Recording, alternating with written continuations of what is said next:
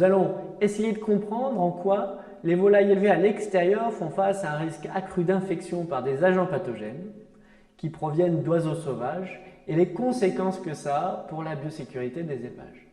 Mon nom est Mathias Delpont et je suis vétérinaire et chercheur spécialisé en santé des volailles à l'École nationale vétérinaire de Toulouse et l'INRAE.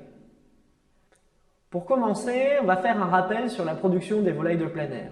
En poulet de chair, par exemple, il y a des souches d'animaux à croissance lente qui sont utilisées et les poulets disposent d'une surface plus importante. L'accès au plein air se fait quand les poulets sont assez âgés, après la période de démarrage, et l'accès au plein air se fait pendant la journée grâce à l'ouverture de trappes le long du bâtiment. En poule pondeuse, on peut grosso modo appliquer les mêmes concepts, même si on est sur des durées différentes. Le lien entre plein air et santé des volailles est complexe. Il dépend de l'exposition à des agents pathogènes, de la vitesse de croissance des volailles, des conditions météorologiques et parfois de la prédation. Ici, on va parler que de l'exposition à des agents pathogènes. Alors en ce qui concerne les parasites, ils peuvent provenir des oiseaux sauvages. Ils peuvent être transmis intermédiairement par des hôtes qui sont présents sur le parcours de plein air, comme les vers par exemple, et ils peuvent avoir une persistance plus grande à l'extérieur. Par exemple, Histomonas meleagridis, l'agent de l'histomonose, peut avoir comme hôte les vers de terre et pose de très gros soucis en production de dindes de plein air. L'analyse génétique des virus récoltés sur les oiseaux sauvages et sur les volailles permet d'attribuer un certain nombre de foyers d'influenza aviaire à une contamination par des oiseaux sauvages. Et c'est pareil avec d'autres maladies. Une contamination par des oiseaux sauvages peut résulter de contacts directs ou indirects. Indirect via un parcours contaminé, spécialement si on a des flaques ou des marques sur le parcours qui vont servir d'abreuvoir à la fois aux volailles et aux oiseaux sauvages. En plus, certains agents pathogènes comme les virus influenza aviaires peuvent persister plus longtemps en milieu humide. C'est important de considérer que tous les oiseaux sauvages ne présentent pas le même risque infectieux. Ils n'excrètent pas tous les mêmes agents pathogènes et dans les mêmes quantités. Alors par exemple, les pigeons sont des hôtes connus de la maladie de Newcastle et les oiseaux aquatiques sont des hôtes connus de l'influenza aviaire. Ensuite, il faut considérer que certains oiseaux ont la capacité de transporter les maladies sur des longues distances, quand ils sont migrateurs. Et certains oiseaux peuvent agir localement comme réservoir d'une maladie, quand il y a circulation constante de la maladie dans la population.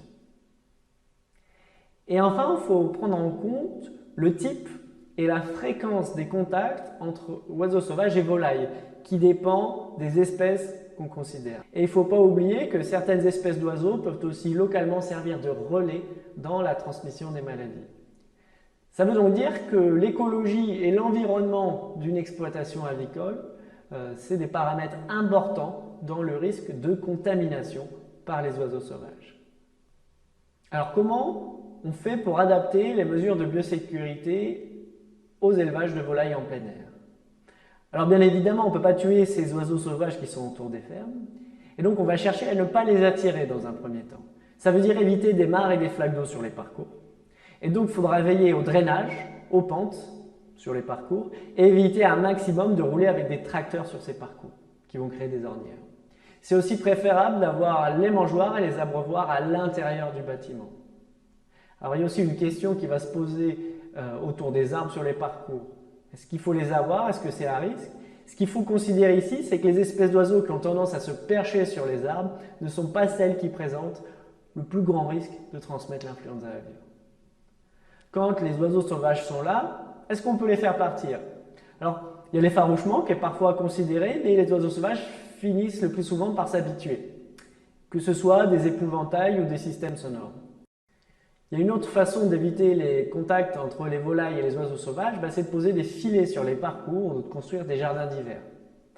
Alors les jardins d'hiver, c'est un peu un intermédiaire entre le plein air et la production en confinement. Les filets ne permettent pas d'éviter à 100% les contaminations fécales par le dessus, mais peuvent malgré tout réduire le risque qui est posé par ces sources d'agents pathogènes. Alors, que ce soit des jardins d'hiver ou des filets, ces options, ça demande un investissement important et parfois une adaptation de la conduite d'élevage. Donc, ils seront souvent utilisés dans des contextes bien particuliers. Alors, il y a un aspect majeur de la gestion de la biosécurité en plein air, c'est le nettoyage et la désinfection. Pour désinfecter efficacement, le choix des produits n'est pas très grand et on utilise surtout la chaux vive qui a un pouvoir désinfectant en présence de matière organique. Et pour rendre la décontamination plus pratique, les premiers mètres du parcours, il vaut mieux qu'ils soient bétonnés et en plus empierrés, ce qui va permettre aussi de servir de paillasson aux volailles qui retournent vers le bâtiment.